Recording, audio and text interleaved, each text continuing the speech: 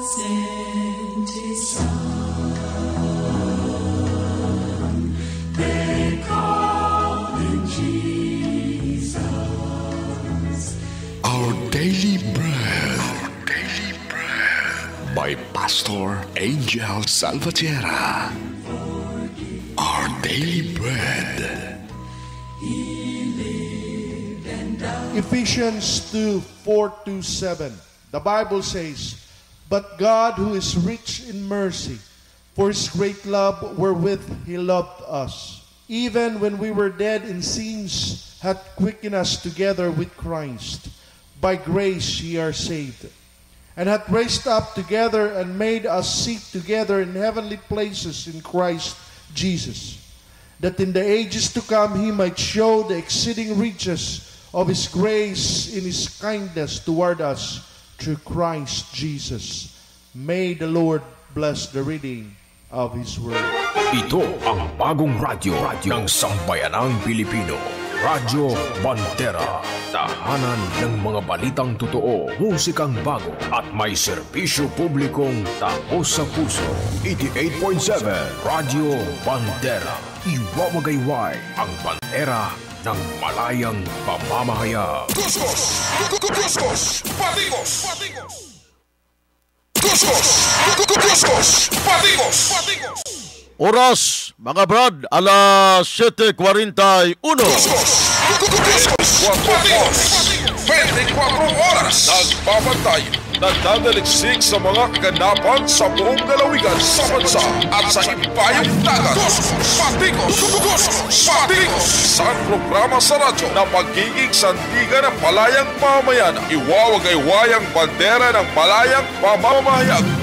Patigos! Pagtatanggol sa mga inaapi, babatikosin ang mga tiwali sa lipunan. Patigos! At ngayon, narito ang inyong pinagkakatiwalaang Alforman. Patigos!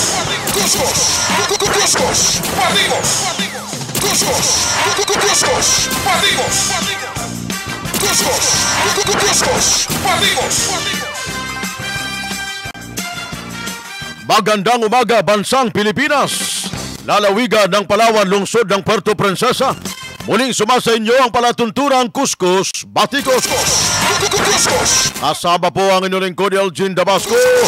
Sumasa inyo mga kabandera hanggang alas 8:45 ng umaga. Mga kabandera, dito lamang sa Radyo Bandera, ang nangungunang himpilan ng radyo, telebisyon na sa social media. Live na live po tayo ngayon sa lahat ng mga relay stations ng Radyo Bandera sa buong lalawigan ng Palawan. Maraming salamat, Mediascape Broadcasting Network.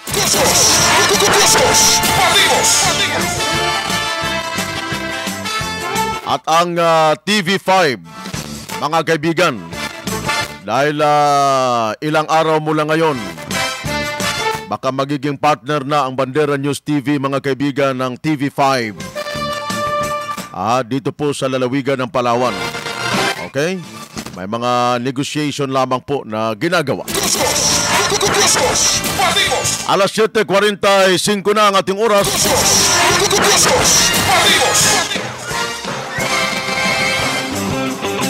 At live na live po tayo ngayon sa Bandera News TV Philippines sa Facebook. Kami po ay nakikiusap na sana po yung ating programa ngayon, Kuskus Batikos, para mas mapalawak pa po natin yung ating serbisyo, mga kaibigan, doon po sa ating mga kababayan sa buong mundo. Baka naman po pwede pong i-share po ninyo yung programa ko po ngayon. Programa po natin ito, ang Kuskus Batikos, dyan po sa inyong mga Facebook page. Pakiusap po. Okay? Paki-share lamang po sa lahat ng mga supporters natin, mga sumusuporta sa atin, sa mga nagtitiwala, sa ating mga pinaglalaban dito po sa ating programa. Paki-share po yung aming program ngayon sa inyo pong Facebook account. Ang Bandera News TV Philippines na Facebook page, mga kaibigan, ay meron ng 236,000 followers. Yan ho ang komunidad namin sa Bandera News TV Philippines sa Facebook, ha. At yun po namang isa pang community natin sa social media, ang Radyo Bandera Philippines. Meron na pong 439,573 followers.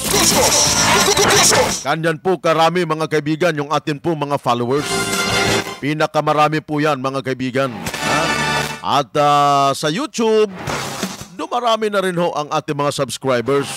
Kaya kung gusto po ninyo kaming sundan sa YouTube, mga kabandera, maaari po ninyo kaming i-subscribe sa YouTube. Ang amin pong YouTube channel, Radyo Bandera Philippines. Radyo Bandera Philippines. Okay, Radyo Bandera Philippines. Yan po ang ating YouTube channel. Si Axel Day, pakitawagan after program ko, meeting tayo. Alas 7:45 na.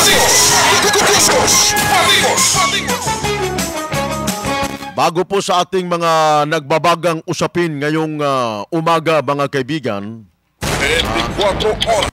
bago po sa ating mga nagbabagang usapin, gusto ko munang bumati ng advance happy birthday sa Executive Minister ng Iglesia ni Cristo, si Ka Eduardo V. Manalo. Hindi na ako makakabati bukas dahil wala na akong program bukas. So ngayon, advance happy birthday kay Ka Eduardo Manalo, ang Executive Minister ng Iglesia ni Cristo. Actually, bukas pa yung kanyang kaarawan. Ang Iglesia ni Cristo, mga kaibigan, ay isa sa mga pinakamatagumpay na Philippine-born religion. At sa ilalim po ng pamumuno ni Ka Eduardo Manalo, marami pong sumibol na mga programa at mga proyekto ng kanilang simbahan na talaga namang nakakamangha. Isa na dyan, yung nakakamanghang project nila, yung Philippine Arena, pinakamalawak na arena sa buong mundo, no? On the vast piece of land in Bukawi, Bulacan, rose what is called the world's largest domed arena, the Philippine Arena, mga kaibigan, sa Ciudad de Victoria complex na pag-aari po ng Iglesia ni Cristo.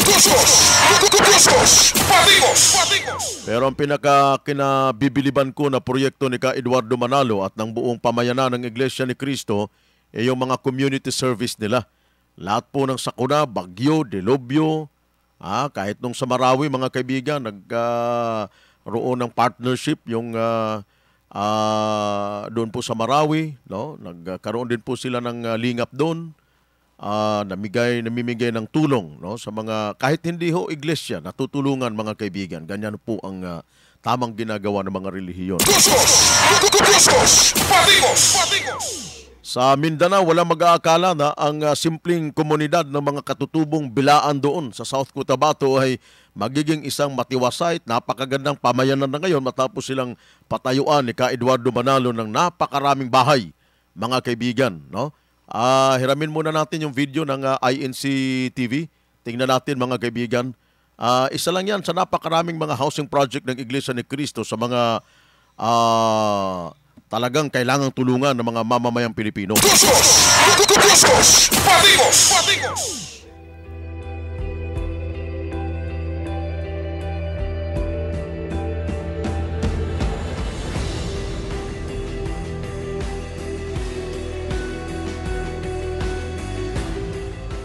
Harapin natin ang kahirapan na tayo masayang-masaya sapagkat sa kabila ng mga kahirapan, kasama natin ang kapatid na Eduardo Manalo, kasama natin ang Diyos. Magandang araw po. Sa special report nito ng Church News ay aming ihahatid sa inyo ang komprehensibong pagtulong ng Iglesia ni Cristo sa ating mga kabayang Blaan sa Barangay Danlag, Tampakan, South Cotabato.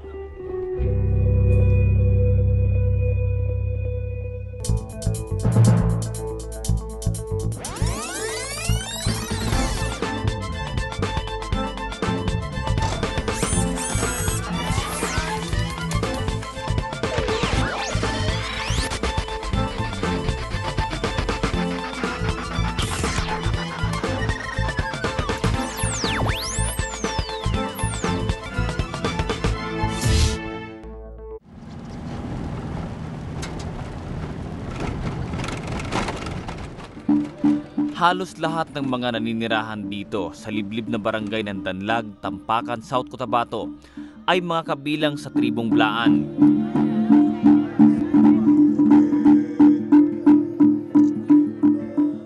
Nalaman namin kung gaano kahirap ang kanilang pamumuhay. Hindi kami makatanim, wala kaming finance sa farm namin, saka walang bigas kami na pagkain sa pag-uma namin. Parang sa isang araw, isang beses mo lang kumain dito eh. Yung mais nga yellow, ginagawang bigas, yung kinakain namin. Kana lagi wala tayong income kada adlaw, wala kita makaon pod ang aton mga kabataan. Ayon na rin sa mga residente, nitong mga nagdaang dekada, ilang grupo na ang napabalitang tutulong sa kanila. Dati ilang beses na interview ako, hindi ko alam kung mahirap kasi na sinira ko yung ibang relihiyon. Pero karamihan na picturean kami at kumuha sila ng report sa amin yung detalye kung anong kalagayan namin, mahirap pa kami o hindi. Ang gagawin daw, tulungan daw kami, pero hanggang ngayon wala pa rin. Hirap talaga ang buhay ng mga tao dito. Pasalamat din kami kay sa awa ng Panginoon. Papasok itong programa ng Iglesia ni Cristo. Ang kanilang mapait na karanasan noon ay napalitan ng isang lubos na kagalakan. Enero 20 ng taong kasalukuyan nang una kaming makarating sa liblib na barangay na ito. Sa araw na yon, bahagi ng isang serye ng mga aktibidad na makatutulong sa mga katutubo o lumad ay ang medical and dental mission.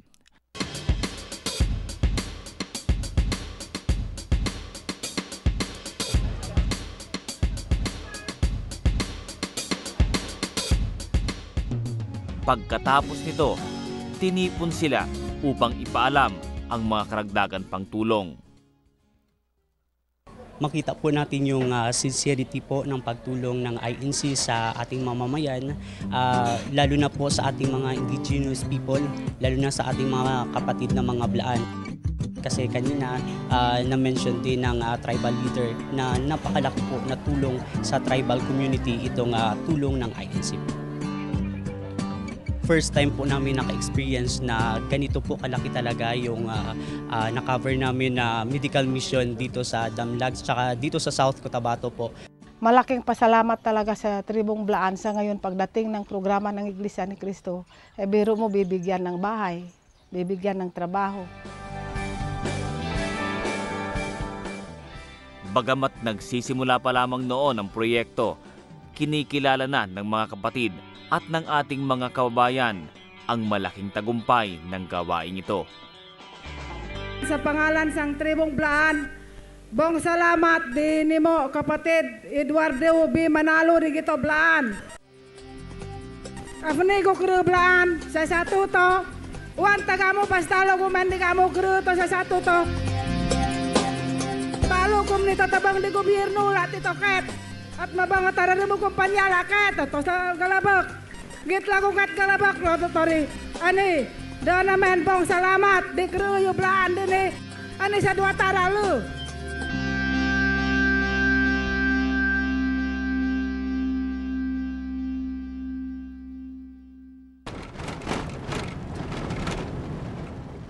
Paglipas lamang ng halos 4 na buwan, binalikan namin ang liblib na dakong ito.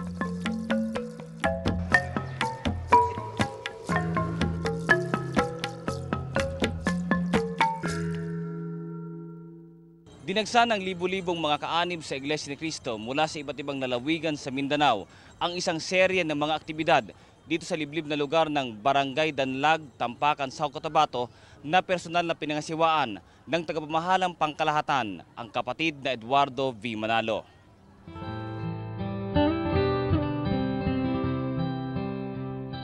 Napakalaki pong biyaya ang naidulot ng pagsambang pinangasiwaan ng kapatid na Eduardo V. Manalo.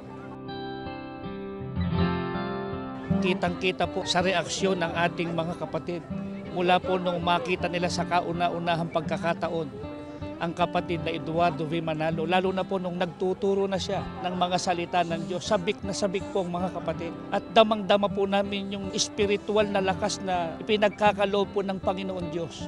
Bunga ng pagkasangkapan sa ating namamahala.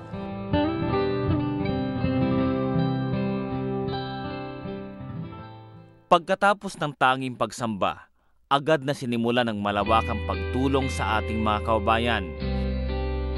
Kabilang sa mga ipinagmalasakit ng pamamahala sa iglesia ang kalusugan ng mga blaan.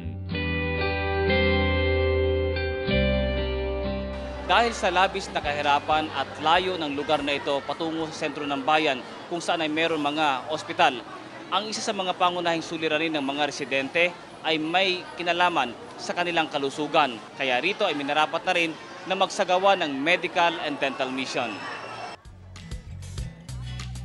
Nagkaisa ang mga kapatid na manggagamot upang maraming mahihirap na kababayan ang matulungan.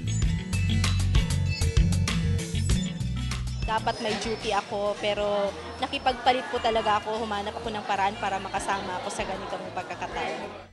Sa ngayon po, ano ang nakita ho ninyong karaniwang sakit nitong mga kababayan po natin? Karamihan sa mga pasyente na nakita namin ngayon, mga may ubo-ubo at sipon, masakit ang ulo, nilalagnat-lagnat. May kinalaman yon sa El Niñong nararanasan. Ilan sa mga nakasama sa pagsasakatuparan ng aktibidad na ito ay ang mga voluntaryong tumulong sa Iglesia ni Cristo. Nakakatulong kayo sa mga less privileged na mga tao. So yun naman talaga yung importante. Kahit kami nag-render kami ng services, okay lang yung kasi malalayo sila hindi sila makakapunta. First time ko talaga na pumunta dito. Kahit nasa Pulumulok ako, first time ko nag-ano sa mga bundok-bundok. Kaya na-enjoy ako.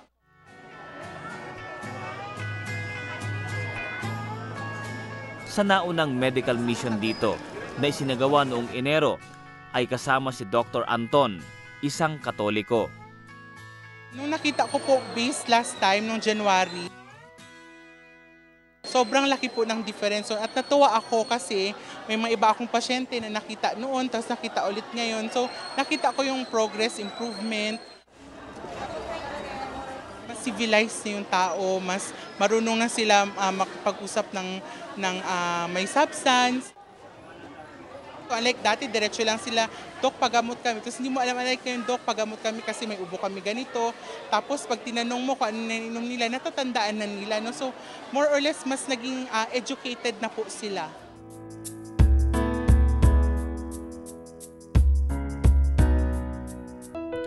Sa kanyang pagbalik dito, higit na malaki ang kanyang paghanga sa mabilis na pag-unlad ng komunidad. In just a span of mga 4 or 5 months, may mga bahay na, tapos may mga, itong building na ito. Ngayon mas organized siya, tapos may mga bahay na doon sa tabi-tabi, which is mas nakakatuwa na siya, no? Kasi nakita mo talaga na na-achieve po yung objective saka target po ng Iglesia ni Cristo para sa mga tao dito. Sa progress po dito, nandito po yung pera. Kitang-kita po. Isa ito na dapat magtularan ng gobyerno kasi napakaganda po ng mga proyekto at kitang-kita po talaga. Programa at proyekto ng Iglesia ni Cristo doon po sa Barangay Dadlag sa South Cotabato na project mismo po ito ni Ka Eduardo Manalo na kahit hindi ho mga miyembro ng iglesia, binigyan ng bahay. Nagkaroon po sila ng medical mission at hindi lamang po ito sa lugar na yon ng South Cotabato nila ginanap sa pamumuno ni Ka Eduardo Manalo. Kaya happy birthday Ka Eduardo Manalo, ang Executive Minister ng Iglesia ni Cristo. Advance happy birthday. Alas 8 en punto na mga kaibigan. 24 oras nagbabantay, nagdadaliksik sa mga kaganapan sa buong lalawigan sa bansa at sa ibayong dagat. Patikos! Patikos! saang programa sa radyo na pagiging sandigan ng palayang mamayan, iwawagay-wayang bandera ng palayang pamamayan. Kuskus! Patikos! Kuskus! Patikos! Pagtatanggol sa mga inaapi, babatikosin ang mga tiwalis sa lipunan. Kuskus! Patikos! Kuskus! Patikos! At ngayon, narito ang inyong pinagkakatiwalaang anchorman, Kuskus! Patikos! Tuloy-tuloy tayo mga kabandera sa ating palatuntunan para naman po sa ating Linga para sa Mahihirap Association. Mga kabandera, tuloy-tuloy po ang ating pagbibigay lingap sa mga namatayan natin na mga kalingap, mga kaibigan. Ito po yung bibigyan po natin ng 5 piso na donasyon para po sa buwan ng Oktubre. Ang namatay po na miyembro ng lingap, si Alan A. Go ng Barangay San Pedro. Okay, October 1 namatay, Renato Likayan ng San Miguel. October 5 namatay, Juanito Riel ng Bukana Iwahig. October 14 namatay, Bibincio Fuentes. October 23 namatay, mga kaibigan. So, condolence po sa pamilya. Kailangan po natin mag-ambaga ng tagli-5 piso, mga kaibigan, dahil yan po ay obligasyon natin sa Panginoon. Huwag po nating talikuran ang obligasyon po na yan. Dahil kapag tinalikuran po natin yung obligasyong pag-abuloy, mga kaibigan, is parang tinatalikuran na rin po natin yung ating puong lumikha. Tuloy-tuloy tayo sa ating palatuntunan, mga kaibigan. Kahapon na interview natin si Ma'am Dana Sandoval, yung tagapagsalita ng National Office ng Bureau of Immigration. Patungkol ito sa ginawang panghaharas ng isang dayuhan sa isang birthday party na ginanap dyan ho sa Country Bloom Garden, Wiscombe Road, Barangay San Pedro. Ulitin lang natin, mga kaibigan, i-reply po natin yung naging panayam kahapon kay Miss Sandoval. Baka hindi narinig nung foreigner at akala niya baliwala lang. Lusot na siya. Okay? Pakinggan natin ulit, mga kaibigan, yun pong pahayag ni Miss Dana Sandoval ng National Office ng Bureau of Immigration. Hi, good morning po sa inyo. Good morning po sa mga tumatangkilik na ating programa. Good morning. Opo, ma'am, gusto lang naming idulog po sa inyo itong ginawa po ng isang dayuhan dito sa Puerto Princesa, isang German national, bigla po siyang pumasok sa isang birthday party, hinablot yung microphone, pinapatigil yung birthday party dahil naiingayan siya. Hindi na dapat ho sana dito pumunta muna siya, kung naiingayan siya, pumunta muna sa management, hindi yung sigaw-sigawan niya yung birthday party ng 1-year-old na bata, ma'am, no? At pinatigil niya yung birthday party. Ano po pananagutan ng foreigner dito, madam? Well, dalawang bagay po ang pwede natin tingnan dito. Una po yung kanyang liability po sa ating local laws. Halimbawa po, maaari po siya nag-trespass. So, separate po yon from the immigration violation kung sakali po. Dahil, kunwari po, kakasuhan natin siya na trespassing at siya po ay hatulan halimbawa ng korte na makulong, maaari po siyang makulong dito. Separate po dun sa immigration violation niya. In the immigration matter naman po, titingnan po natin kung siya po ba ay properly documented dito at kung yung action po ba niya nung araw po na yun, does it constitute undesirability? Meaning, po ba ay nakakaabala na at nakakagulo na po sa community at nakikita po na ang presence niya dun sa area ay nagiging cause po for concern at problema po ng area. So, maaari po natin tingnan yan dun sa mga aspeto po yun. Okay, so nagkaroon ho ng intimidation, madam parang siya yung may-ari ng resort o yung event venue. Sabi niya, itigil dahil masyadong maingay kayo, no? Nagbi-birthday party, pero ito namang Country Bloom Garden kung saan pinagdausan ng birthday party, legal naman po ito at legal naman po sa amin dito ang magkaroon ng birthday party kapag pamilya lamang at ginawa po ito alas 12:40 ng tanghali, hindi naman po sa gabi. So nilabag din po niya yung health protocol dahil pumasok po siya doon po sa venue kahit na sinisita siya ng gwardiya ng mga staff na, sir, kunin muna namin yung personal detail dahil meron pong batas kami rito na kapag papasok ka sa isang establishmento katulad nito, kailangan ma-check muna yung temperature mo, makuha muna yung personal detail mo. Hindi po niya binigyan ng pansin po yun. Bagkus, pumunta sa dire-diretso at pinatigil yung birthday party dahil naiingayan siya. Ganun po ang nangyari po, Madam Dana. Opo, lalo na po yung nabanggit niyo na lumabag po siya sa health protocol. That is really a concern, lalo po sa atin ngayon, sa pandemya. And siguro po, maaari po natin yung tingnan din sa aspeto ng undesirability kung siya po ba ay nakaka-disrupt na po dyan sa paligid. Kung yung action po nang yun, nagko-constitute na ng undesirability. Isa din po na magandang tutukan natin kung ano po bang status ng taong yan dito sa Pilipinas, kung siya po ba ay legally staying dito, at kung may proper visas po ba siya dito sa Pilipinas. Sa halimbawa mo, po ma'am, kung may proper documentation naman itong foreigner na ito dahil may asawa po itong Pilipina, pwede po ba natin itong, kung halimbawa mapatunayan ninyo na nagkasala siya, pwede po ba natin ipa-deport, pabalik sa kanilang bansa, ipa-blacklist natin dahil sa sobrang kabastusan niya? Ay, of course po, ang visa po ay hindi po free pass para gumawa po ng kahit ano dito sa Pilipinas. Kailangan pa rin po natin sundin ang local laws, ang immigration laws dito. So, hindi po porket may visa ang tao, maaari na po nang gawin kahit ano. Maaari pa rin po siya ma-deport at ma-considered po na undesirable alien at ma-blacklist po kahit po siya ay may valid visa dito. Opo, ma'am, sa tulong po ninyo, kami po ay humihingi ng tulong sa inyo, yung pamilya. Magpapadala po kami ng sulat sa Bureau of Immigration. Kababayan ko rin po si Immigration Commissioner Jaime Morente, naging chief of police po namin sa Davao noon. Alam kong sana po ay maaksyonan po ninyo ito pong ginawa ng foreigner na ito dahil hindi po tama na sa sariling bansa po natin ganituhin tayo ng mga dayuhan po, Madam, ano po? Tama po. Talagang inaasahan po natin sa mga foreign nationals dito sa Pilipinas is they respect our laws and they respect our people as well. So makakaasa po kayo at nandito po ang immigration para matulungan po kayo dito sa kasong ito. Opo, ma'am, yung sulat po ng magulang, yung reklamo po nila, idiretso na po namin sa tanggapan po ninyo. Ano po, Madam? Yes po, very much welcome po yan. Ma'am, maraming salamat po.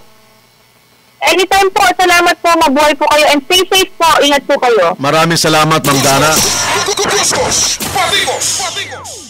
Yun po si Ma'am Dana, mga Sandoval ng Bureau of Immigration, National Office mismo yun, hindi po lokal dito sa lungsod ng Puerto Princesa. Gusto nating ipaalaalam kay Mr. Norbert Fass na seryoso tayo, hindi natin matanggap na sa sariling bansa natin binabastos tayo, binubuli tayo ng mga dayuhan. Hindi lang pala minsan nangyari ito. Kahapon may nag-text din sa akin si Mr. Oliveros dyan sa Barangay Maunlad. Kapitbahay din daw pala nila itong foreigner dati. Araw nagpapatugtog sila ng radyo, sinugo din po sila ng galit na foreigner na ito. Hindi nila makipag-usap ng matiwasay na makiusap na baka po pwede naman. Babaan ninyo o hinaan ninyo yung sound ninyo para hindi naman kayo makadisturbo. Di ba?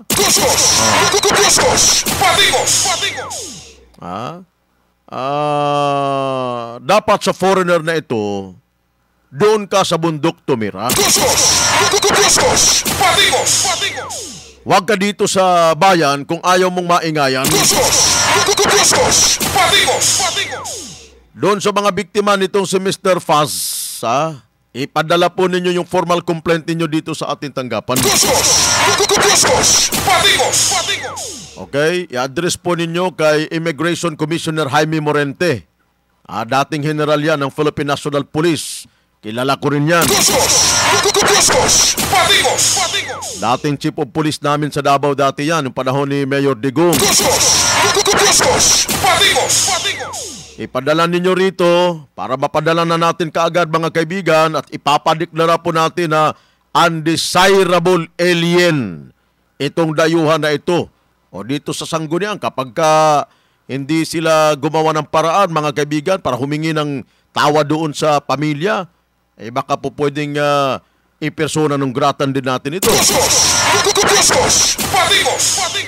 Maliwanag sa pahayag ni Ma'am Dana Sandoval ng Bureau of Immigration, kahit pa legal ang stay mo, kahit pa legal ang stay ng dayuhan dito sa ating bansa, kahit pa nakapag-asawa siya ng Pilipina, kapag undesirable yung attitude niya, hindi maganda ang pinapakitang ugali dito sa ating bansa, pwede natin siyang palayasin. Tayo nga, kapag nasa ibang bansa tayo, talagang sinisikap natin na hindi tayo magkamali o lumabag sa kanilang batas. Takot na takot tayo mga Pilipino. Pero sila, walang takot. Matindi kong mambuli, mambasto sa mga Pilipino. Kung hahayaan natin yan, magtutuloy-tuloy yan, dadami pa yan sila. Kasi nga, karamihan sa kanila, napakaliit ng tingin nila sa ating mga Pilipino. Ang tingin nila sa ating mga Pilipino, mababang uri ng tao. Papayag ba tayo na gaganon-ganunin tayo ng mga dayuhan sa sariling bansa natin? Ngit-ngit pa sila sa alkitran. Kaya dapat bigyan ng leksyon itong dayuhan na ito. Padeklara nating undesirable alien para ma-deport natin pabalik sa bansa nila sa Germany. Simple lang ang gagawin ng foreigner na ito, mga kaibigan, para hindi natin ituloy at pagbigyan natin yung ginawa niya. Mapagpatawad naman tayo mga Pilipino Humingi siya ng tawad sa pamilya ng bata na nasira ang first birthday celebration. Mag-public apology siya dahil hindi lamang damdamin ng magulang ang kanyang sinaktan, pati yung damdamin natin mga kapwa Pilipino sinaktan ng tarantadong dayuhan na ito. Kapag hindi niya ginawa yon, sorry na lang, itutuloy natin yung aksyon laban sa kanya sa Bureau of Immigration. Nag-commit na sa atin si Miss Sandoval ng Bureau of Immigration na tutulungan tayo, mga kaibigan. Tutulong siya. Hindi na tayo dadaan sa local immigration office dito sa lungsod ng Puerto Princesa. Diretso na tayo sa National Bureau of Immigration Office para mas mapadali, mga kaibigan, yung aksyon. Okay? Yung asawa ng foreigner kahapon na Pilipina, sa reply ng interview, nananakot pa. Magsasampa din daw sila ng kaso kasi apektado din daw sila sa ingay ng birthday party. Ako, naiintindihan ko may pinaglalabang kayo. Ayaw ninyo ng maingay. Pero yung ginawa ng mister mo, madam, sumugod doon sa country bloom, sa harap ng mga bata, inagaw yung microphone, galit na nagmamando na akala mo siya may-ari ng venue na ipatigil yung kasiyahan, i-off ang mga speaker. Kahit saang anggulo mo tingnan, mali yung ginawa ng mister mo. Anong pagkakamali ng country bloom? O nung nagpa-birthday? Matagal na ho ninyong kapitbahay ang country bloom. Event center yan. May business permit naman. Ibig sabihin, legal. Inaalaw ng gobyerno ang negosyo nila diyan. Inaalaw na may ingay sa mga events katulad ng mga birthday party. Kailangan naman talaga na may microphone at speaker kapag may mga events. Bakit ngayon lang kayo nagreklamo? At kung may reklamo kayo sa ingay, karapatan din ninyo yun. Di magsumiti kayo ng reklamo sa city government para ipasara yung country bloom na yan kung may paglabag sa batas. Huwag mong sisihin, madam, yung magulang, bakit nagpa-birthday party pa kasi kayo? Walang kasalanan na magulang ng bata kung naingayan kayo. Ang tanging layunin nila, mapasaya ang selebrasyon ng kauna-unahang birthday celebration ng kanilang anak. Yung asawa ng foreigner kahapon nagsabi, bakit pa sila magpa-party?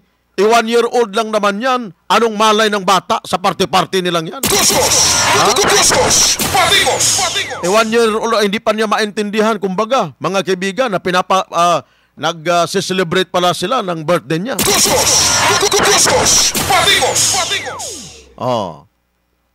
Paghahandog yan ng pasasalamat sa Panginoon dahil ang mag-asawa binigyan ng biyaya ng Panginoon, binigyan sila ng supling ng anak, bunga ng kanilang pagmamahalan. Diba? Ganun yun eh. Oh, sige. Sabi ni Kuko ni Martin, mga reaksyon po ninyo mga kaibigan ha. Pwede po dito po sa Facebook, ay post lamang po ninyo dito po sa live broadcast natin ngayon sa YouTube. Sa Facebook. Imbestigahan yan. May mga ibang dayuhan na pupunta dito dahil may iniiwasan sa bansa nila. Di ko sinasabing siya. Pagbayarin niya ng ginastos sa party, imbestigahan yan. Nasira po talagang natigil. Hindi na po natuloy yung party mga kaibigan dahil nawala na hong ganang lahat. Papa Jack, I'm watching from Calasagin, Brooks Point, Palawan. It's me, Papa Jack. Shirley, Ricardo Bermudez, good morning. Riz, Encarnacion Pineda, hello po sa lahat. Good news po. Ang Puerto Princesa ay COVID-free na. Tama po yun. COVID-free na po tayo. Wala na po tayong kahit isa na nagpositibo sa COVID-19. Pero wag po tayo mag-relax. Kailangan maging bantay din po tayo. Bantay sarado pa rin po tayo. Sana all po para maging malaya na ang lahat. Hi Paren and Encarnacion at Fragile Family at sa Bandera Fans Club ng Nara. Si Imam Sunsung Kamama, good morning po sa inyo, Sir Sunsung. Assalamualaikum. Berhil Garanganao, good morning. Okay, dami pa ng mga viewers natin sa social media mamaya po Okay, tuloy-tuloy tayo mga kabandera sa ating palatuntunan. 24 oras. 24 oras. Nagbabantay. Nagdadaliksik sa mga kaganapan sa buong lalawigan sa bansa at sa ibayong dagat. Patikos! Isang programa sa radyo na magiging sandigan ng palayang pamamayana. Iwawagay-wayang bandera ng palayang pamamamayag. Patikos! Pagtatanggol sa mga inaapi, babatikosin ang mga tuwali sa lipunan. Patikos! At ngayon, narito ang inyong pinagkakatiwalaang Anchorman. Tuloy-tuloy tayo mga kabandera sa ating palatuntunan. Kahapon, sinimulan nating talakayin ang mga proyekto ng city government sa ilalim ng supervisyon ng City Engineering Department na nagkaroon ng problema. Akala mo nadaanan ng lindol. Ang mga ilang proyektong pangangalsada sa ating lungsod. Halimbawa, mga project na napanalunan sa bidding process ng mga kontraktor. Nagkaroon po ng problema. Bitak-bitak. Hindi kasama sa fault line ng Pilipinas, fault line ng lindol ang Palawan, ang lungsod ng Puerto Princesa. Pero ang ilang kalsada rito, simula pa nung nakalipas na administrasyon, hanggang ngayon, merong iilan ngayon, bitak-bitak, akala mo nadaanan ng lindol.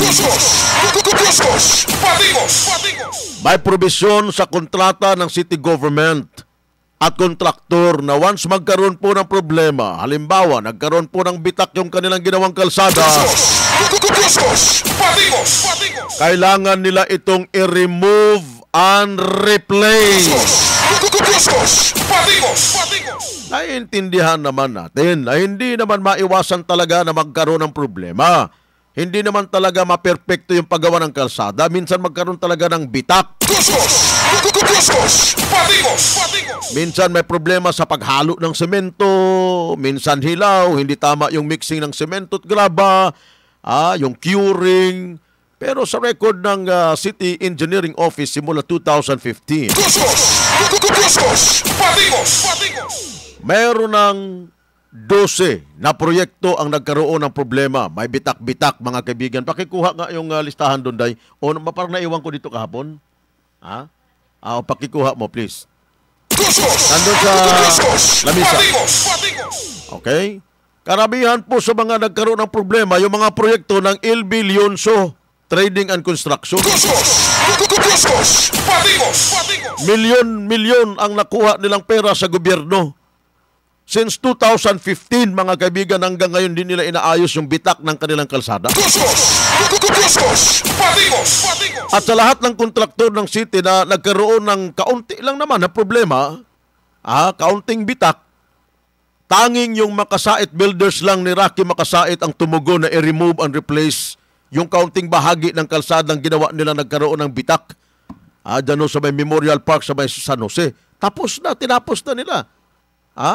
At maliwanag dito sa report ng Engineering Department, inayos na ng Makasait Builders, nag-remove and replace na sila. Pero yung ibang mga kontraktor na babanggit dito, mga kaibigan, sa mismong report ng City Engineering Department, mga kaibigan, itong El Bilioncio, Lia and Sons. Meron pa daw yung sa Kim Harold dyan sa may Bangkaw-Bangkaw, Itong sinumiti ng Engineering Department, 12 lang na proyekto ang may depekto. Pero inamin sa akin ni Mr. Engineer Dong Jimenez, yung ating city engineer, na hindi lamang ito, marami pa. Bakit ito lang ang binigay ninyo sa amin? Ayaw ninyong mabulgar yung ibang kontraktor na mayroon din problema? Nababanggat dito, gusto kong alamin kung sino ang may-ari nitong 1230 Construction and Supply. 14.9 million yung budget ninyo nito sa inyo. Nagawa ninyo yung kalsada, natapos ninyo August 18, 2015. Yung concreting of San Manuel, San Jose, Parallel Road, yung Santol, Tulumboy Road. Mga kabandera, 14.9 million. Binigyan na kayo ng notice ng engineering para i-remove and replace yung bahagi na nagkaroon ng bitak-bitak, hindi ninyo ginawa. DPWH, bakit pa ninyo bigyan ng mga proyekto ito, mga ganitong kontraktor na hindi marunong tumalima sa napagkasunduan? Naintindihan nga po natin, hindi talaga maperfecto pero may obligasyon kayo na kapag ka may depekto, kailangan i-remove and replace. 2015 na ito, maglilimang taon na, hindi pa rin ninyo nire-remove and replace, sinahayaan lang ninyo yung bitak-bitak. Nakuha na ninyo ang pondo, 14.9 million, ay ngit-ngit pasal kitran. Sino bang may-ari ng 1230 Construction and Supply? Taas ang kamay. Huwag kayong pasaway. Pera ng taong bayan, taxpayers money yan. Huwag kayong balasubas. 24 oras. 24 oras. Nagbabantay, nagdadaliksik sa mga kaganapan sa buong lalawigan sa bansa at sa ibayong dagat. Patikos! Isang programa sa radyo na magiging sandigan ng malayang mamamayan. Iwawagay-wayang bandera ng malayang mamamayan. Patikos! Pagtatanggol sa mga inaapi, babatikosin ang mga tuwali sa lipunan. Patikos! At ngayon, narito ang inyong pinagkakatiwalaang anchorman. Ang pinakamarami, valedictorian, mga kaibigan, sa pinakamaraming may depektong ginawang kalsada. LB Leoncio Trading and Construction na pag-aari ni Ginoong Larry B. Leoncio. Magandang umaga po sa inyo, Ginoong Larry Leoncio. Nako, nakakahiya po ito. Nakakahiya po ito sa kapatid ninyo, si dating Mayor Leoncio ng Brooks Point. Mabait yun.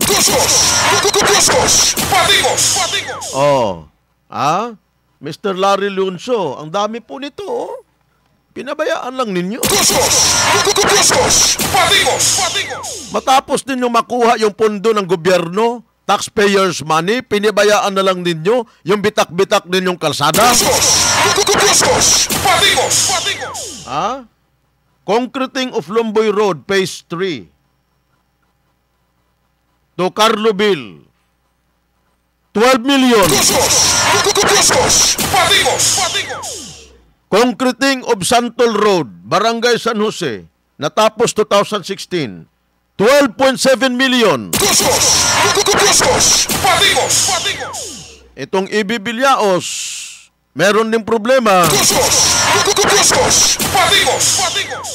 Kakatian Road Phase 1, dyan ho sa may Sibri Subdivision, sa may Barangay San Jose. Sir Ernesto Villao, sir, good morning. 7.1 million. Kailan pa ito? 2015 pa ito. Bakit di mo binalikan? Alam mo naman na obligasyon mong ayusin, i-remove and replace yung proyekto na may depekto. Okay, concreting of Lansanas Road sa may San Pedro. 2015 pa natapos ang project na ito ng El Bilioncio Trading and Construction. 10.1 million. May problema. Hindi binalikan. Ang kanilang ginawang bitak-bitak na kalsada. Huwag na nating tawaging Lansanas Road yan. Bitak-bitak street na lang. Concreting of Hagidon Road, Westcombe to Libis. San Pedro, 2016 natapos. El Bilioncio pa rin. Sa'yo pa rin ito, Sir Larry. Mahiya ka naman. Okay lang sana kung pera lang isang tao lang ito. Diba? Pera mo ang ginastos dyan. Hindi eh. Pera namin eh. Pera ng mga taxpayer eh. Kaya pasensya na, maghahanap talaga kami. Nasa napunta yung pera namin, yung pinambayad namin buwis sa gobyerno. Napag-alaman namin na ginastos pala sa pagpapagawa ng kalsada dyan sa may Lansanas Road, 10.1 million. Kayo ang kontraktor, kayo ang winning bidder. 2016 natapos. Pero may bitak.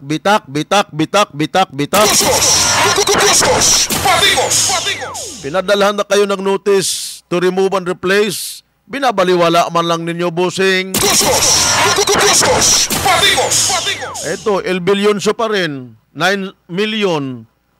July 1, 2016 natapos. Barangay San Pedro, concreting of Hagidon Road. Phase 2. Westcombe to Libis. El Bilioncio pa rin. Yung Lia and Sons Trading, mayroon din 5.7 million. 2016 natapos, Barangay San Pedro, bitak-bitak din. Padrones to Macabalo Road, Phase 1. Yung Futuristic Trading, mga kaibigan, mayroon din project, bitak-bitak din, San Pedro. Concreting of Libis Road, Palo Alto to Cabanag, Palo Alto Libis Road. 6.7 million. May problema, may bitak. Hindi rin ninyo binalikan sa kabila ng pinadalhan na kayo ng notice. Futuristic Trading and Construction. Ito pa. Concreting of BM Road. Beach to Macabalo area. BM Road. Diyan sa may San Manuel ito. San Manuel ito, di ba? San Pedro pala na bahagi ito. 5.4 million. El Bilioncio Trading and Construction. Okay, tulad ng sinasabi ko, naiintindihan ko kung may problema. Ito ngang by administration, may problema, nagkabitak-bitak din eh. Yung gawa ng ating city engineer, city engineering, dyan ho sa may completion of Macupa Street, Muslim Cemetery, San Jose Parallel Road, Barangay San Jose, natapos noong 2018, 11.7 million by administration. Hindi rin perfecto. Bitak din. Okay? So, kailangang i-remove and replace din ito ng City Engineering Department. Okay? Since yung iba rito, mga kaibigan, ayon dito sa hawak natin na listahan, hindi pa kasama yung iba, marami pang kontraktor. Kaya City Engineering, Huwag nyo kaming lukuhin. Bigay nyo sa amin yung kumpletong listahan. Since 2015, Mr. Larry Leoncio, may mga project kayong ginawa. Hanggang ngayon, sa kabila ng notice na pinadala po sa inyo ng Engineering at Legal Office, wala kayong ginawang pagsasaayos. Ha? Ganyan na ba kayo kawalang hiya? Wala ba talaga kayong hiya? Ngit-ngit pa ba talaga kayo sa alkitran? Milyon-milyon na pera na nakuha ninyo sa kaba ng bayan ng lungsod ng Puerto Princesa. Taxpayers' money. Pero ang trabaho ninyo, ampaw. Obligasyon ninyo na ayusin yan. I-remove and replace. Hindi ninyo ginagawa since 2015. Ang tanong, anong ginawa ng City Engineering Office? Bakit hinayaan ninyo na until now, from 2015. 2015 pa natapos yung ibang proyekto, nakitaan ninyo ng depekto, bitak-bitak. Maglilimang taon, hinayaan ninyo ang kontraktor. Wa ninyo gukda ang mga kontraktor, ay ngit-ngit pa mo sa alkitran. Kayo ang under ng supervision and control ninyo ang mga gawa ng mga kontraktor. Obligasyon ninyong tingnan kung tama ba yung pagkagawa nila o hindi. Ngayon, may problema. Dapat kayo ang nagpipressure sa mga yan na i-remove and replace. Yung kalsadang ginawa nila na may bitang. Dapat noon pa man, pangalawang taon, unang taon, hindi nila tinalima yung obligasyon nila. Pangalawang taon, hindi nila tinalima, dapat kinasuhan na. Kaya nga si Mayor Byron, nagalit na eh. Nadismaya sa trabaho ninyo. Kasi trabaho nyo yan eh. Si Mayor Byron gumawa, mga kaibigan, ng Integrity Circle. Isang grupo, mga pastor, mga independent engineer, mga non-government organization, lahat ng mga proyekto ng mga kontraktor, mga kaibigan, pinatingnan ni Mayor Byron. Pinatingnan kung maayos bang pagkagawa. Yung Integrity Circle pa ang nag-report na, Mayor, may bitak. Pero yung engineering hindi nag-report na may bitak. Ngit-ngit pa sa alkitran.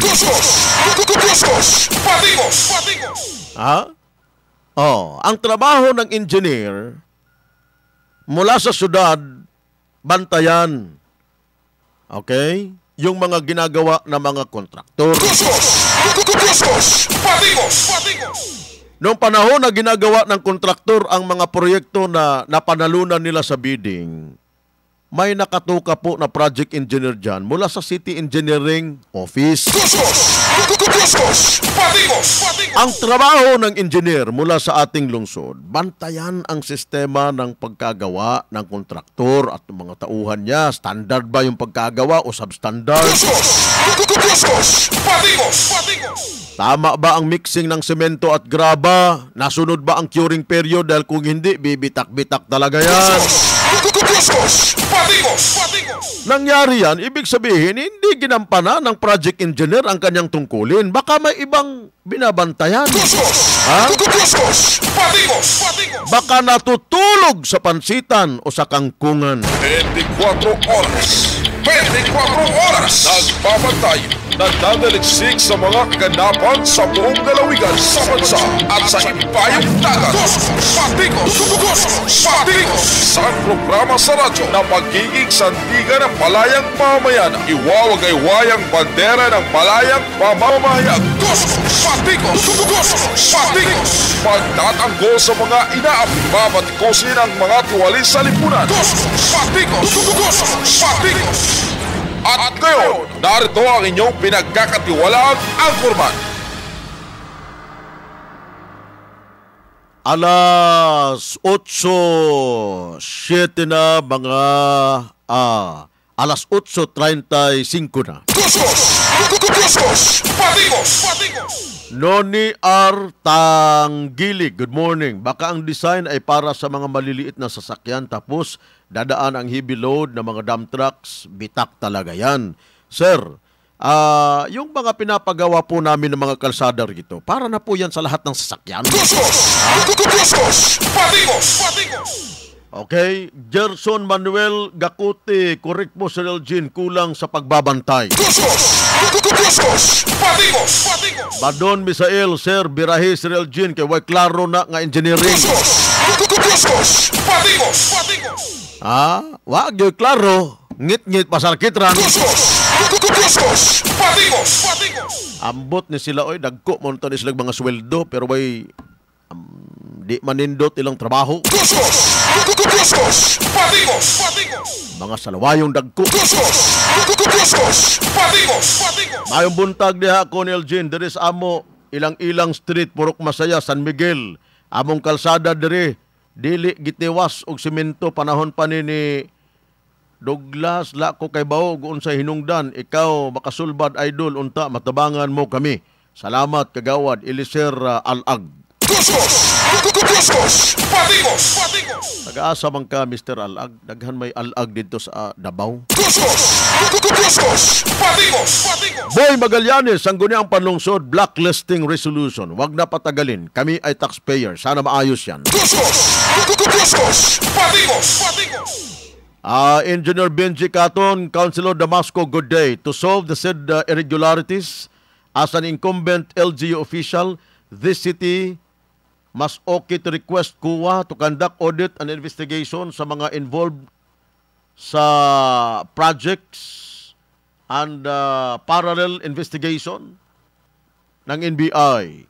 After this anticipated investigations, any taxpayers can submit causes of actions before the Office of the Ombudsman.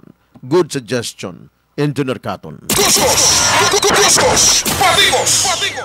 Brooks Pointer, sanay na pala yung Leonso Construction na yan. Mambalasubas ng kontrata, kaya pala kahit anong batiko sa kanila dito sa Brooks Point, baliwala na sa kanila. National Highway, Lada, Pangubulian, Brooks Point. Wow, nakakakuha pa rin kayo ng project. Samantalang yung iniwan yung project dito, bitak-bitak. El Leoncio, bakit pa kayo binigyan ng DPWH? Ito nga mga project ninyo, ang dami sa lungsod ng Port-au-Prince, iniwan lang ninyong nakabitak-bitak.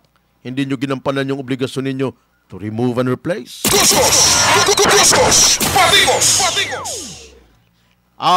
Damsio Rata, tama yan sir, bakbakan mo nga construction company. Yay Estrada Magalay, good morning.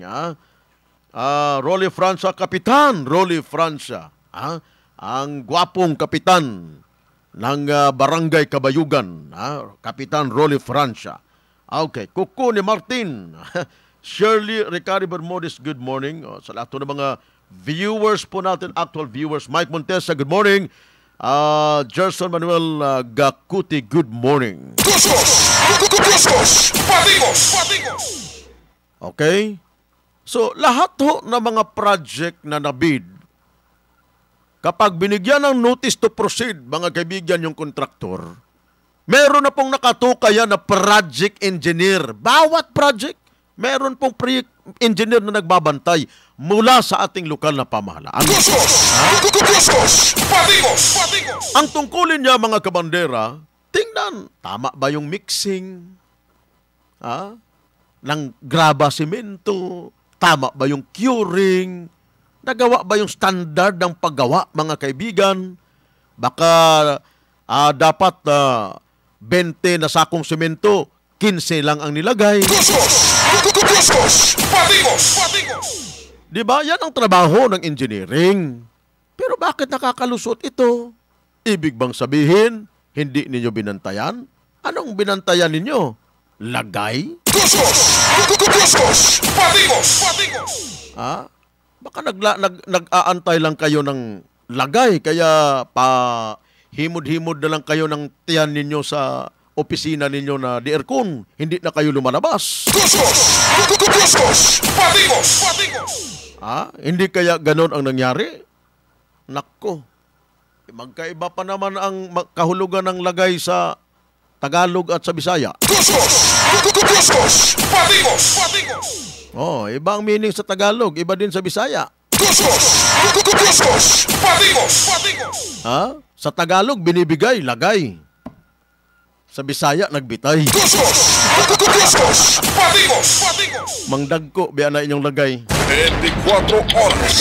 24 oras. Nagbabantay. Nagdadaliksik sa mga kaganapan sa buong lalawigan sa bansa at sa ibayang dagat. Patikos! Isang programa sa radyo na magiging sandigan ng palayang mamayan. Iwawagay-wayang bandera ng palayang pamamayag. Patikos! Pagtatanggol sa mga inaapi, babatikosin ang mga tuwali sa lipunan. Patikos! At ngayon, narito ang inyong pinagkakatiwalaang anchorman. Patikos! Nangyari na ho kasi yan nung nakalipas na administrasyon. Di ba?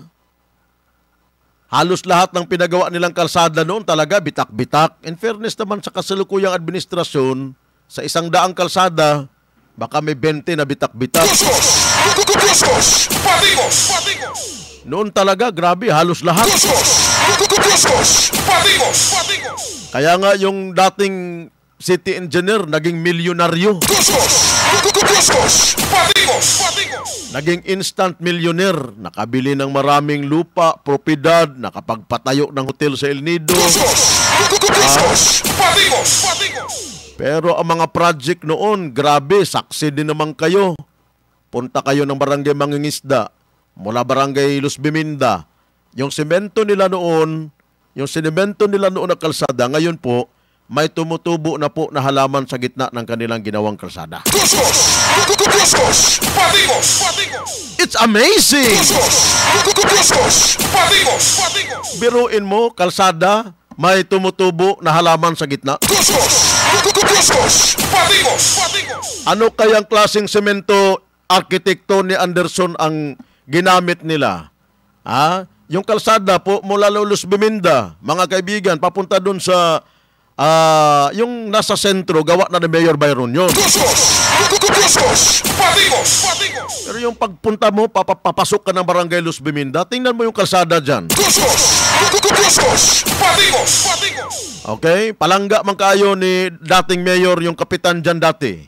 Pero binigyan ng kalsada na bitak-bitak. Pwede mong taniman yung kalsada sa gitna. Hindi ba? O dyan sa may bangkaw-bangkaw, meron din. Ano bang street yan na, yung maraming mga hotel na dyan? Anong street yan na Kagawad Gerald Gales? Nakakaya, marami pa lamang naglagay ng mga hotel dyan sa bahagi na yan ng barangay Bangkaw-Bangkaw. Pero yung kalsada, grabe, sungkaan. Very luxurious. Kasi kapag dumaan ka dyan, lukso ka ng lukso. Kaya it's very luxurious. 24 oras. 24 oras. Nagbabantay. Nagdadaliksik sa mga kaganapan sa buong lalawigan sa bansa at sa ibayang dagat. Patikos! Isang programa sa radyo na magiging sandigan ng palayang mamayan. Iwawagay-wayang bandera ng palayang pamamayag. Patikos! Pagtatanggol sa mga inaapi, babatikosin ang mga tuwali sa lipunan. Patikos! At ngayon, narito ang inyong pinagkakatiwalaang anchorman. Patikos! Yun bang dating rough road lang ng kalsada, mga kaibigan, parang pinahiran lang ng kaunting semento, okay na? Engineer Tony, architect Tony Anderson, sabi niya, ha, luxurious, simentadong lubak ang term na ginagamit namin dyan. Dagdag ni ka Architect Tony Anderson, nakakalungkot ka Elgin, imbis na nagagamit na natin ang pera sa mga pabahay pero paulit-ulit ang gawa sa mga kalsada. Okay. Miles Harmy, dapat po talaga hindi yan sila pinamihasa. Wala kasi nagbantay. Buti na lang po may ka Elgin na may malasakit sa bayan. Itong issue na ito, marami na naman tataas ang kilay. Bakit ba? Totoo naman. Ano magagawa natin? Alangan maghilom-hilom lang ta. Ay ngit-ngit pa sa alkitran. Hindi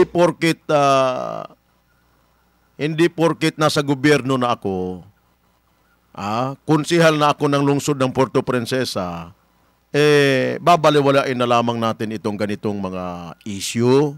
Hindi po pwede yun. Kaya sorry na lang kung may nasaktan na naman ako dyan sa city government.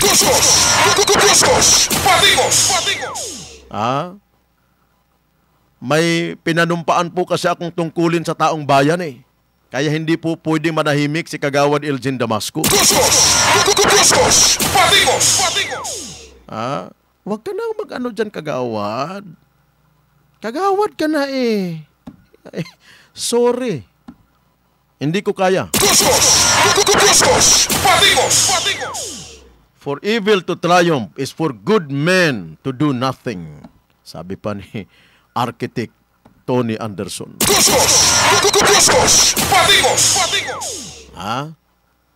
So, kaya nga nagsulong tayo ng pagbabago sa administrasyon dahil ayaw na natin sa ganoong sistema.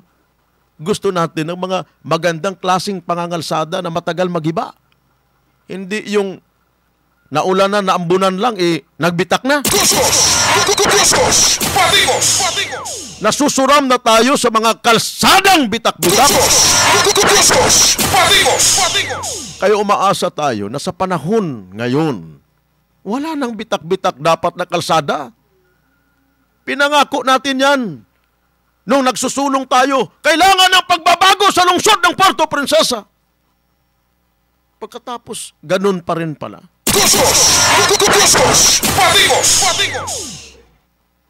Kaya nga si Mayor Byron sa sobrang pagkakadismaya niya sa mga ganitong substandard na pagkagawa ng mga kalsada ng ilang mga pasaway na kontraktor. Sa ilalim ng kanyang administrasyon, nagpabili ng mga heavy equipment para city government na lang ang magpagawa ng mga kalsada, ng mga proyekto, mga infra projects. Hindi na idadaan sa bidding at i-award sa mga kontraktor. Kaya lang kawawa din yung ibang mga matinong kontraktor na damay, na wala ng kabuhayan yung kanilang mga tauhan. Pero wala tayong magagawa. Gustong subukan ng alkalde ang puwersa ng city engineering. Ano nga ito? Ganyan din ang ginawa mga kaibigan ng Tagum City Government. Nagbili sila ng mga heavy equipment nila. Silang gumawa ng mga proyekto nila. Para yung mga engineer na nakatuka dyan sa mga proyekto na gawa nila, ay madali pong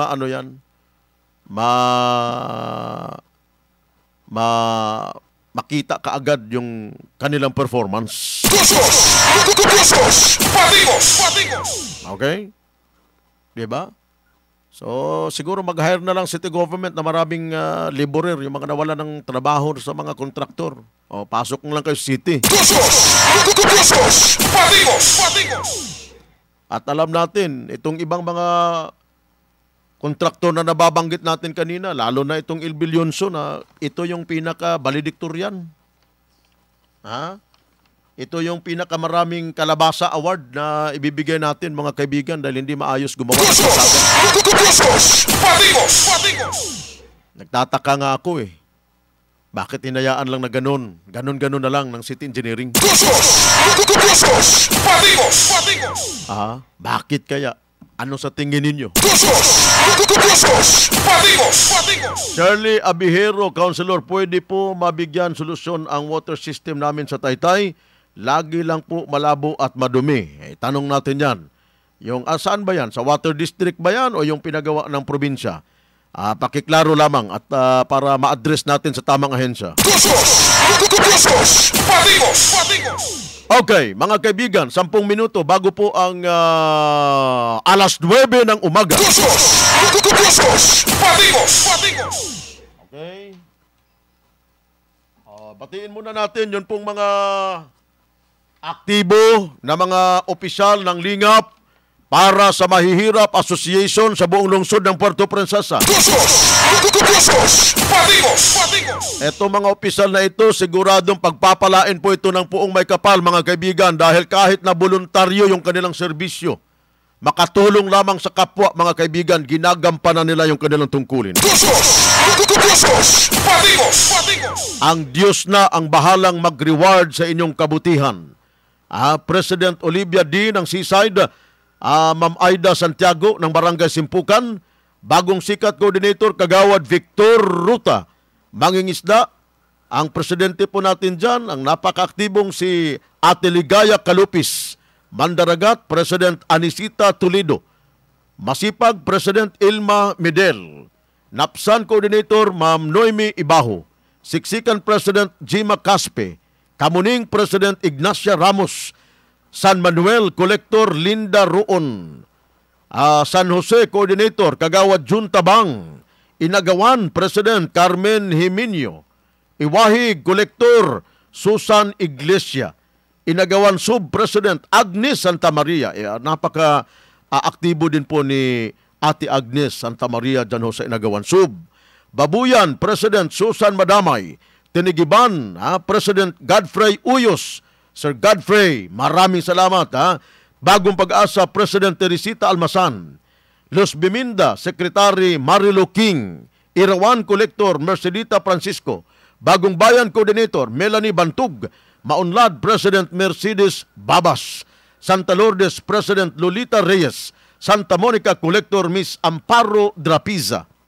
Bahili President Alicia Hamura. Concepcion President Miguel Tabang. Maoyon President Lydia Arabi, San Rafael President Lorelin Bilvatura at Macarascas President Rizalina Rabunga. Yan po mga kaibigan, yun po meron po mga aktibong mga opisyal ng Lingap para sa Mahihirap Association.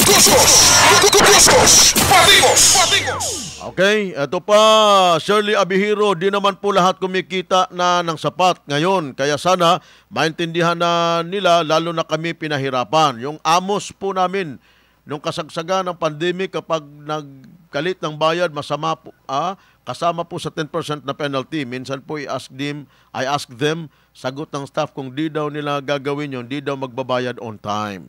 Need po siguro ma-improve ang water system. Ano nga po na water system? Yun po bang sa water district dyan sa Taytay? O yung sa probinsya para yung tamang ahensyang tawagan natin. Ipaabot natin yung concern po ninyo. Okay. Wala na po tayong oras at panahon, mga kaibigan. Ay, ito pa pala. Yun pong mga empleyado ng Radyo Bandera, mga kaibigan, meron pong tinayo na kooperatiba. Meron po yan silang malaki-laki na ng pera, yung mga empleyado ng Radyo Bandera, mga kaibigan. Kaya nagtayo po sila ng negosyo. Yun pong Chick Boy. Chick Boy, Litson Manok and Liempo. Malapit lamang dito sa Radyo Bandera, mga kaibigan. May video ba dyan? Malapit lamang dito sa Radyo Bandera. So, unahan lamang po ng konti na Makasait Business Complex dito sa corner ng Rojas at Taft Avenue. Taft Street, mga kaibigan, no? Between Barangay Maligaya and Barangay Kalipay ba yan? Diyan sa kabila, di ba? Okay. Napakasarap po ng kanilang litson manok, mga kaibigan. kakaiba po yung lasa. Yun bang hindi mo na kailangang lagyan ng sauce? Masarap. Okay? Sa unahan lamang po, mga kaibigan, Chick Boy. Chick Boy. Anong Chick Boy? Chicken at baboy daw ang meaning ng Chick Boy. Okay? Chick Boy. Nung unang niyan, talagang nagpila yung mga tao. Okay? Ngayon po, bumabalik sila. Masarap. Ako, tinikman ko ninong manok, mga kaibigan. Napakasarap. Kakaiba yung lasa, mga kaibigan. Kaya kung gusto ninyo ng tumikim ng Chick Boy Litson, mga kaibigan, pumunta kayo dito po sa may Rojas Street, mga kaibigan. Meron pong Litson manok ang Radyo Bandera Employees Association or Cooperative. Negosyo po yan nila, mga kaibigan, at parang okay naman yung first branch. So magtatayo pa yan sila ng second and third branch. So mga kapitbahay namin dito ng mga barangay, mula dyan sa Baywalk hanggang doon sa Quito. Kaysa pupunta pa kayo doon sa Fernandez o kung saan mang may litson manok, mas inaalapit ho sa inyo. Yung litsunan ng manok, mga kaibigan. Meron po dito malapit sa inyo. Dito lamang sa Rojas Street. Malapit lamang sa Radyo Bandera. Okay? Subukan po ninyo dahil sigurado po na ka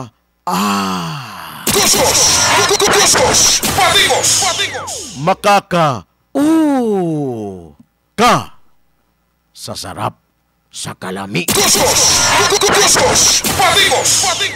3 minutos sa di pa mudangat ang alas 9 buntag, mga kaigsunan. Wala na po tayong oras at panahon, mga kaibigan. Sa pangalan po ng bumubuo na buong porsa ng Radyo Bandera News and Public Affairs, ito po yung lingkod Elgin Damasco. Daghang salamat sa inyong pagpaminaw. Dalay ko ng Diyos. Allahu Akbar.